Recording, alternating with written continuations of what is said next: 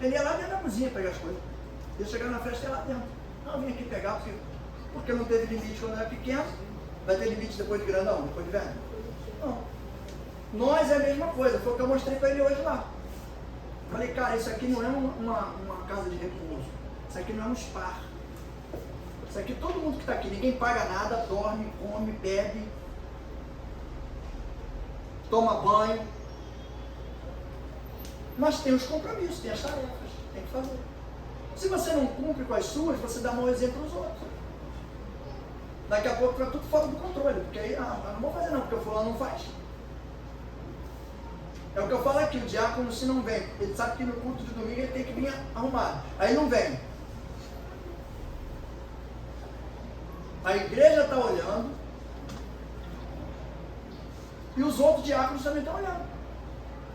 Aí um dia vem um, também vem outro. Aí eu, poxa, 2, 3, 4, peraí, vou chamar.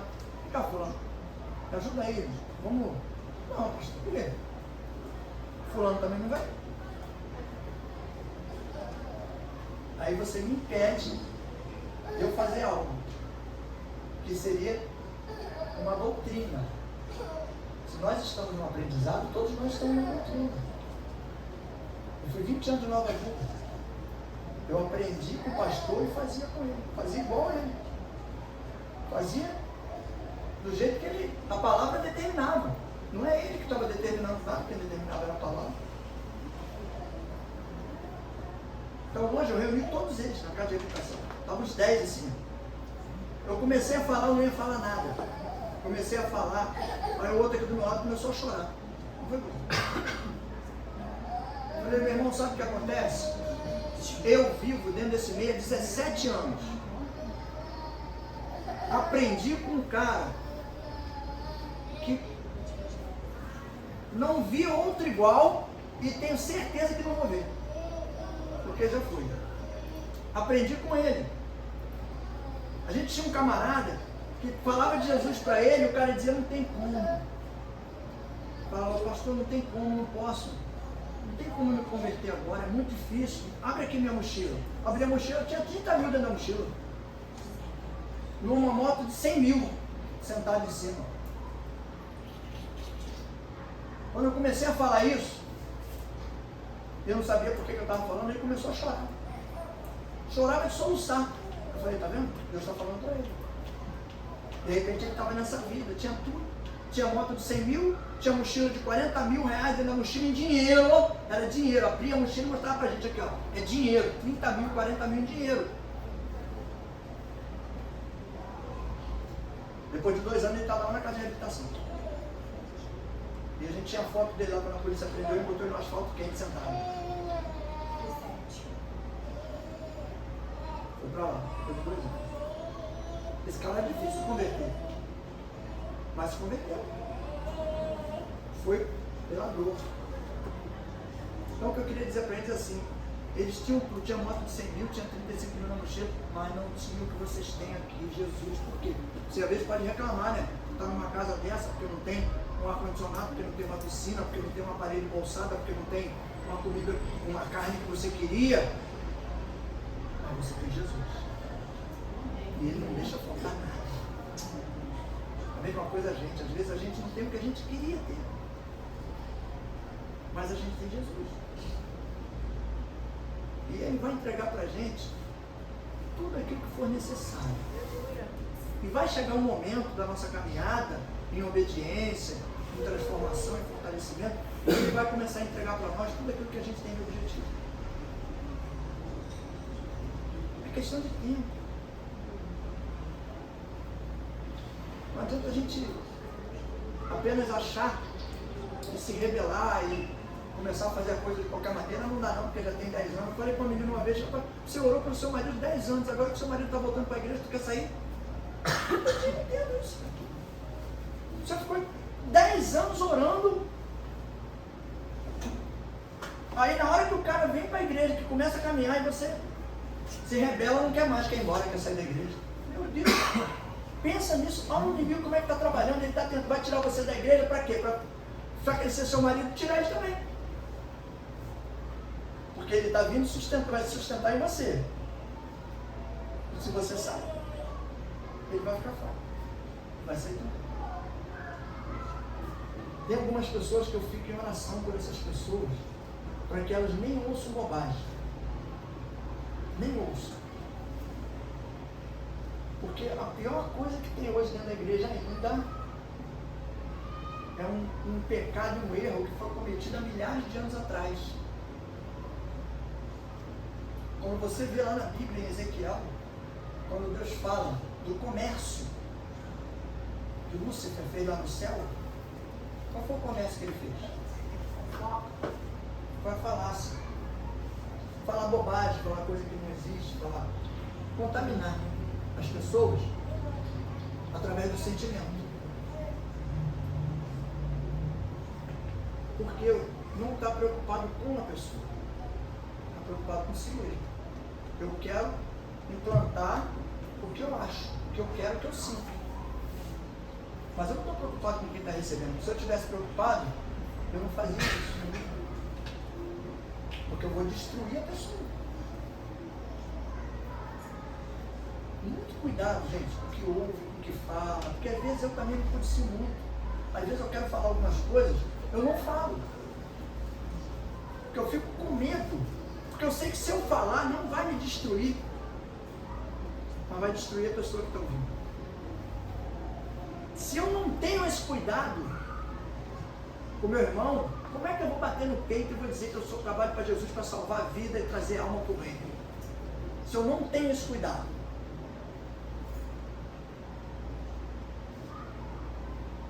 Eram os sacerdotes da época. E não tinham esse cuidado. Fazia o povo sacrificado, daqui a pouco eles se ensinavam o povo tudo errado. E o povo acreditava por quê? Porque eram sacerdotes. O povo acredita nas coisas erradas que acontecem aí fora. Por quê? Porque é um pastor que falou. Foi um pastor que está fazendo. É um evangelista que falou para mim. Mas você olhou na palavra? Você avaliou a circunstância para ver se o que o evangelista falou é aquilo mesmo, é verdadeiro? Ou se é historinha? Você está querendo a glória de Deus para ele? O reconhecimento. Toda vez que acontece uma situação dessa que aconteceu hoje com esse menino, uma coisa que traz para mim só de entendimento, que a gente está incomodando o diabo. Se não estivesse incomodando ele, não teria problema nenhum. Ia andar tudo tranquilo, porque estava acontecendo tudo do jeito que ele quer. Então, o que eu quero dizer? Quando tem prova para você, quando tem algum impedimento, quando tem alguma dificuldade, quando tem alguma coisa que está tentando te trazer um sentimento ruim, uma incerteza, uma dúvida, pode ter certeza que as tuas orações, tua caminhada está incomodando. Se não estivesse incomodando, não tinha empecilho. E está tudo tranquilo, porque não estava mexendo com ninguém. Quando está incomodando, e aí o conselho que eu dou, acelere o passo, ore mais, busque mais, tenha mais certeza, cria dentro de você uma certeza absoluta de que mesmo você dentro dessa prova, dentro desse sofrimento, dentro dessa dúvida, Deus está contigo ali para trabalhar no teu interior, no teu coração, transformar tudo que existe. Vai tirar isso. Falei aqui, a prova, a provação e a tribulação, ela é passageira. O versículo diz: tenha bom ânimo e muita alegria e satisfação por passardes por muitas aflições, não poucas, muitas, porque elas trarão fortalecimento. Então passardes não é ficardes, é passar. Então vai passar. Ai, pastor, mas já está tanto tempo a dificuldade. Calma, calma. Teve gente com 40 anos esperando se cumprir a promessa de Deus. Então, às vezes a gente espera um ano e a promessa se cumpre. Fica calmo. Faz igual aquele louvor. Espera só mais um pouquinho. A bênção está. Se a bênção está demorando, espera só mais um pouquinho. Espera só mais um pouquinho. Você vai dar testemunho mesmo. Domingo você não vai testemunhar. Se fosse hoje, o coração já estava explodindo. Não, é domingo. Hoje não. É para aprender a lidar com as situações, porque é o que eu falei na pregação. A gente entra no deserto, é para aprender. Não é para ficar do mesmo jeito, não. São duas certezas que a gente tem que ter. Quando a gente entra no deserto e aprende, pode ter certeza que Deus vai entregar a provisão toda que tem que entregar na tua mão. Mas quando a gente entra no deserto e não aprende, pode ter outra certeza. Deus vai colocar você no deserto outra vez. Até você aprender. Foi assim comigo, é assim comigo, e é assim com todo mundo. Estava dando o testemunho dela no domingo, ela entrou numa prova boa agora, mas eu creio que ela saiu aprovada. Muita coisa já mudou e muita coisa vai mudar. É para isso que a gente caminha, para aprender e colocar em prática aquilo que a gente aprendeu, para poder ensinar para outras pessoas, principalmente trabalho mesmo. Eu entrei na prova também, só que eu entrei diferente dela. Eu já tinha certeza do resultado. Até porque eu fui respondido no primeiro dia. Então não tinha por que duvidar. Por que Deus vai falar um negócio contigo e não vai cumprir? Ou por que o diabo vai te prometer alguma coisa que ele não pode fazer? É outra coisa que eu queria te fazer uma confusão que eu não entendo, sabia? Como é que você ora a Deus, você escuta alguma coisa, uma resposta, e você consegue talvez entender que aquilo não é de Deus, que é o inimigo que está falando. Mas como se o inimigo está falando, se ele está falando uma coisa que ele não pode fazer? Não tem como ele fazer. Mas você diz, mas como não tem? Tem sim, pastor, não tem não. Se Deus não permitir, ele não faz nada. Se Deus não permitir, ele não faz coisa alguma, nem na minha vida, nem na tua vida. Aleluia. Nada. Onde Deus põe a mão, pode ter certeza que o diabo não põe. Está escrito. Aquele que tem Cristo maligno não? Como é que vai tocar? Sem botar a mão. Não tocar. Então, para ele não tocar, a gente tem que estar em Cristo. Só isso. E ter fé. Porque às vezes o tempo, é o que eu falei da prova. A prova às vezes ela pode ser lilás. Mas às vezes ela pode ser roxa. Falei hoje para eles lá, falei, olha, deserto, tem gente que passa de helicóptero, tem gente que passa de jato, tem gente que passa de carro, tem gente que passa de bicicleta, tem gente que passa a pé. Como é que fica passando no deserto? Às vezes o irmão fala, rapaz, entrei numa prova aí, semana passada, essa semana já está tudo resolvido. Meu Deus, passou de avião a jato. Não, alugou um avião a jato, foi embora.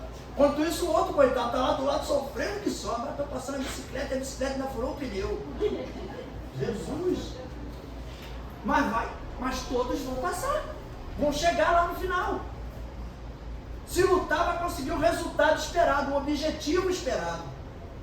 Deus não é Deus de promessa infundada nem de promessa mentirosa. É de promessa com fundamento e verdadeira. Se Ele falou que vai mexer no coração de alguém, vai mexer para consertar uma situação que você está dependendo disso, Ele vai mexer. Incomoda quem Ele quer, onde estiver, para que traga uma resposta para você, uma solução para o teu problema. É dessa forma que a gente tem que acreditar. Quando a gente começa a exercitar essa fé, essa certeza em Deus, alegra o coração de Deus e as coisas começam a acontecer, as portas começam a se abrir. É desse jeito que o cristão vai vencer. Nós não podemos ser daqueles que vão apostatar nos finais dos tempos. A Bíblia fala que muitos apostatarão da fé. Apostasia não é para mundano, apostasia é para cristão. Quem conhece palavra, quem já tem experiência com Deus, quem já foi curado, quem já foi liberto, quem já foi restaurado, quem já teve uma experiência poderosa com Deus. Mas vai chegar um momento que vai desacreditar de tudo. Nós não podemos ser desses. Para não ser, como é que a gente tem que fazer, pastor? É manter de agora. Manter firme agora, com tudo de ruim que aparentemente está acontecendo, a gente tem que se manter de pé. Eu creio em Deus de poder e glória. Aleluia. o sofrimento presente, a dor presente, a agonia presente, a aflição presente não se compara com a glória que há de ser sobre a tua vida. Amém. Se não se compara, já está dizendo que é uma glória, né? Extraordinária. Glória a Deus. Extraordinária. Então a gente tem que viver com essa expectativa. Não dá para hoje, quando chegar em casa ou amanhã, o inimigo começar. Tá vendo? Aquela conta para pagar. Tem aquela. Tem que pagar aquela conta. Mas é 50 mil, mas eu só tenho 45. Pô, pastor, 45 não vai arrumar mais 5 para pagar. Tá, mas se for 100 e só tiver 50? Tem que continuar crendo que Deus vai dar solução. Ele vai resolver. Essa tem que ser a nossa certeza. Amém? Pastor, olha para nós aqui em nome de Jesus. Vamos ir pelas ofertas.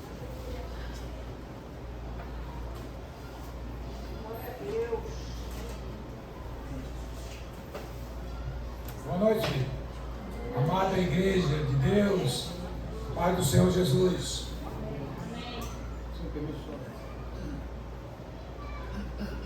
Na verdade, hoje, testemunhei pela segunda vez o agir de Deus poderosamente diante de um inimigo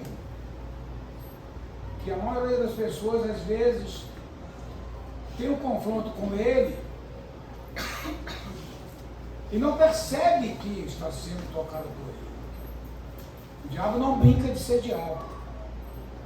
Ele escolhe exatamente naquele ponto vulnerável de cada pessoa. Naquele momento ele entra, distorce, deixa o problema e sai. E deixa a coisa rolar. E a pessoa acredita que está fazendo certo. Nesse caso que o pastor está falando hoje, diversas, mas como 2 horas de tentativas de convencimento e ele não se convencia. Ele acreditava que estava fazendo certo. Quando todos, unanimemente diziam para ele: você, se sair daqui, você vai morrer. Mas ele nunca acreditou nisso. Ele achava que ia ter uma escapatória, se ele saísse ali, seria protegido por alguém. Principalmente de onde ele tinha saído, que foi o CAPS. Que é um antro de, desculpe o termo de dizer, de mau encaminhamento de qualquer pessoa, através de uma simulada cura que está promovendo pela psicologia. Só ensina errado, só coloca a pessoa no mau caminho, a ponto dessa pessoa ter o orientador e dizer para ele: não muda a tua personalidade e o teu sexo. Se você acha que você é homossexual, continua sendo homossexual, porque você é livre. Aí eu falei para essa pessoa: realmente Deus se enganou. Ele fez a ele como mulher, sendo homem, e fez a senhora como mulher, mas exatamente para ser um homem.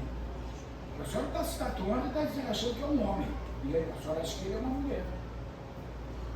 Quer dizer, Deus erra, Deus peca, mas quando acontecem as situações, depois que a gente vai examinar profundamente cada caso, aí eu disse para ele, tive a oportunidade de conversar com ele e dizer para ele: quer dizer que Deus errou no teu nome, porque quem escolheu o teu nome foi Deus, foi Jesus. Então ele te chamou no nome feminino. Aí você achou que ele tinha esquecido disso, que um nome masculino. Não, mas eu sou homem. Não, você não é homem, você pensa que é homem. Porque o verdadeiro homem, ele abre o espaço para meditação e para conserto. Mas exatamente como aconteceu com ele hoje, aconteceu conosco quando ele foi para conta do parceiro. Achava que estava fazendo a coisa certa, sendo engordado por uma artimanha tamanha do inimigo. Entrou na mente dele: eu vou sair da igreja. Agora eu vou pegar meus pais, minha mãe vai para uma igreja, que ela saiu da dela, meu pai saiu da igreja dele também, e agora eu vou sair daqui e nós vamos escolher uma igreja para todos 3 congregar nessa igreja. Foi interessante. Deus fala exatamente isso para você, tirando você de um caminho estruturado, de um caminho onde você já foi consagrado, e vai deixar você ir para uma igreja que você não conhece, para começar tudo de novo. Presta atenção, foi a voz de Deus ou a voz de Deus? Não foi a voz de Deus. Deus também permite que isso aconteça para fazer um teste contigo. Então, graças ao Deus, a gente, nós que estamos aqui, sempre batendo na mesma tecla, dizendo, há um Deus que não dorme, não cochila, e que quer o nosso melhor. Para isso Ele deu a vida para nos salvar, para nos dar uma vida eterna, para nos redimir diante do Pai, que é Ele mesmo, na sua essência, como Trindade divina, Ele, o Espírito Santo, vão julgar a todos nós, a cada um de nós. Necessário se torna que cada dia busquemos e busquemos e busquemos e não nos esqueçamos. Arrependei-vos, porque está chegando a hora. A hora está batendo na porta. Como o pastor falou, para muitos, exatamente de dentro da igreja, para estar explodindo. Está entendendo? De dentro para fora.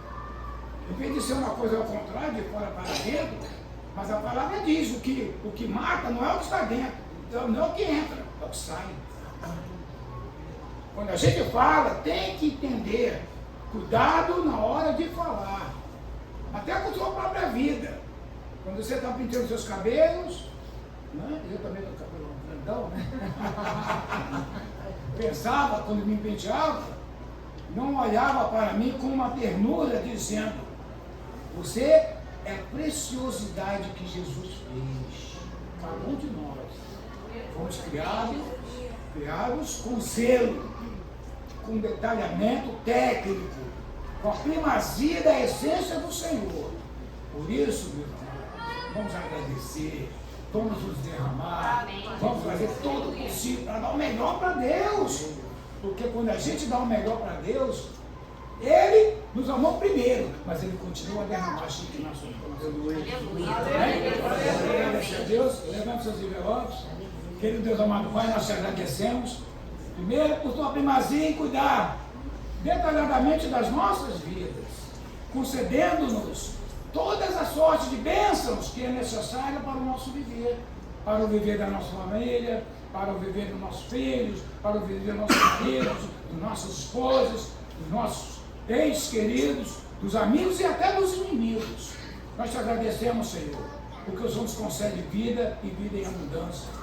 O Senhor trata com zelo e dá a provisão necessária para fazermos a condição, estabelecermos a condição de cumprir os seus mandamentos e os seus propósitos, porque o Senhor quer sempre o melhor para cada um de nós. Nós te agradecemos em nome de Jesus. Abençoa poderosamente a todos que aqui estão, devolvendo a Ti dízimo e oferta, mas também devolvendo o coração, abrindo o coração definitivamente para que entre a Tua compassividade e faça o transformar definitivo na vida de cada um, na vida de nós. Nós te agradecemos em nome de Jesus. Abençoa poderosamente a todos que necessitam, aqueles que buscam alcançar e ainda não estão conseguindo. Abre as portas dos céus, derrama, Senhor, a provisão necessária para que todos possam usufruir o melhor desta terra. Nós te agradecemos em nome de Jesus. Amém.